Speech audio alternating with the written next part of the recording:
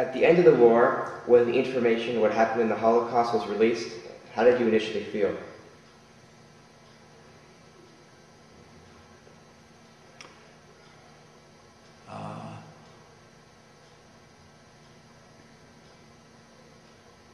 Ryan, when I had the opportunity of speaking with people, schools, Holocaust survivors,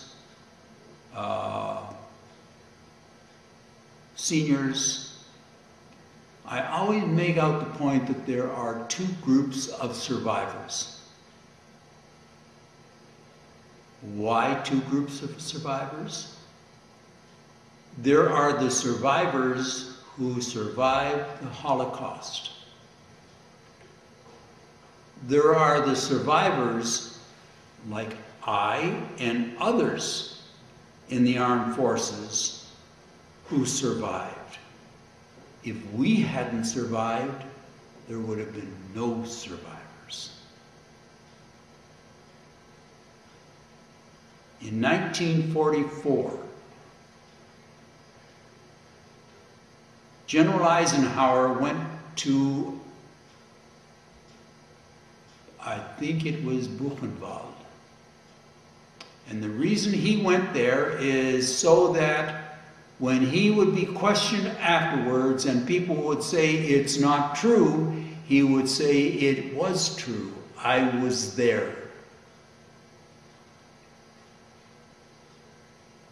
There is nothing worse than mankind going crazy.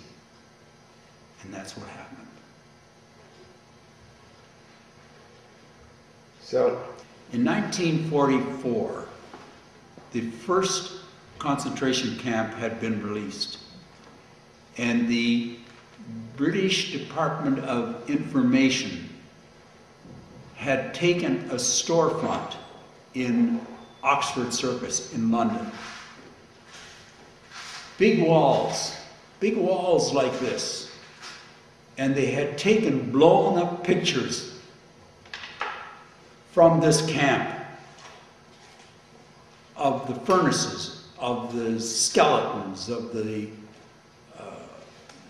ditches, of the whole works. And they had people going in one door and out the other looking at all of these things. A friend of mine, a fellow by the name of Benny Friedman from Montreal, who was on my squadron, we were in London at the time on leave. And I said to Benny, let's go and see this. And we went. We were both sick. But what made us sick, Ryan, was the fact that these people were going through there and looking at it and saying, it's not true. I don't believe it. That's all propaganda. Nobody would do that. It's not true. It didn't happen. It's British propaganda. That was the thinking.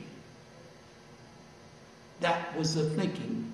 Because the people it couldn't get through their head that people could be so horrible to other people. That was the Holocaust.